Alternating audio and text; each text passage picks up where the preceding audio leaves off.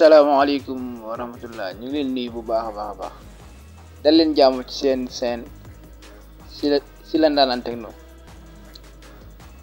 muy seen bi nga xamante ne si moom moo leen di tasaare lépp lu jëm ci wàllu technologie ci làkk wolof jërë ngeen jëf. tey nag ñëwati ne nag génn ci beneen astuce bi indi tey nag moom mooy naka ngay def ba codé sa WhatsApp moo xam muy empreinte wala code PIN wala kii wala schéma. waaw pour loolu lu yomb la topp leen ñu dem. kéeku bés nga ci chaîne bi ñu ngi lay ñaan nga bës abonné bës cloche de notification bi bës like ngir di mën a am bépp vidéo bi jàll ci chaîne bi merci.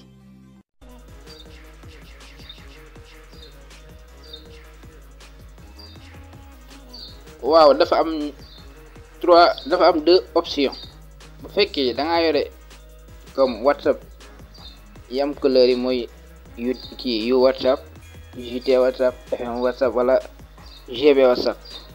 bu fekkee WhatsApp yooyu la da ngay ñëw ci biir da ngay dugg ci biir WhatsApp bi. léegi boo ñëwee ci biir WhatsApp bi nga ñëw fii nii nga ñëw fii ñu bind fii nga ñëw fii ñu def plus bi. léegi boo ci ok nga ok fii ñu def T bi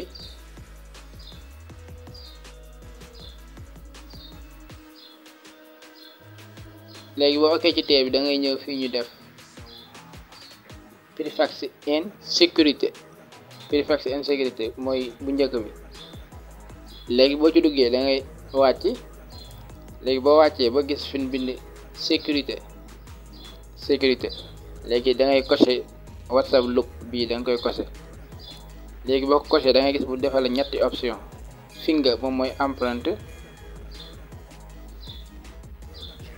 pattern moom mooy schéma, PIN moom mooy comme code chiffre. léegi bu fekkee da ngaa bëgg a def PIN nga def PIN, bu fekkee schéma bu fekkee da nga ko bëgg a def empreinte finger ngay def. man bu ma choisiroon PIN damay ok ci PIN bi.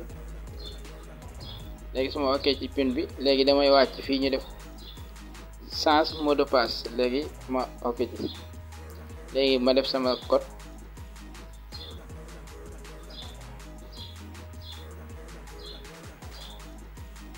léegi def naa sama code. léegi déjà boo génnee gis nga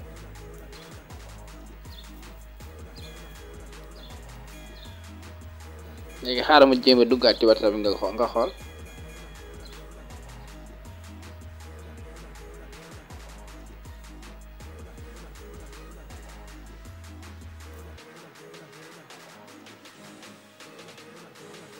léegi gis nga avant nga dugg ci WhatsApp bi il faut nga def code bi te du aajo nga am benn application. ma def sama code nga def naa sama code léegi tijjeeku na. léegi léegi su ma ko bëggee dindi damay ñëwaat fi mu ñëwoon rek. léegi ma duggaat fii ci tee bi. léegi ma ñëw ci préfixe après ma ñëw sécurité ci suuf. léegi bu ma neexee ma décoché fii. waaw fii rek laay décoché pour bu ëllëgee léegi boo ko décoché rek déjà code bi dañ na. bu ëllëgee boo ñëwaatee soo coché waatee code bi nekkaat. soo bëggee changer nga ñëw fii nga ok fii nga changer code bi ci nekkoon. léegi bu fekkee da ngaa yore WhatsApp simple bi comme mel ne business WhatsApp bi wala beneen WhatsApp bi boo ci duggee. léegi bu fekkee WhatsApp simple bi la boo ñëwee fii boo duggee ci WhatsApp bi ba ok fii trois points yi nekk fii. léegi nga ok paramètre ba mu indi la lii mu indi la tableau bi. léegi da ngay ñëw fi ñu bind compte. léegi bu duggee ci compte nga ñëw fi ñu bind confidentialité ci kaw. léegi boo duggee confidentialité da ngay wàcc ba mu sës. léegi nga ñëw fi ñu bind verrouillage par empreinte digitale. léegi nga ñëw fii nga activé ko. boo ko activé rek kii bi day maanaam WhatsApp bala nga koy tëj rek day nekk par digital.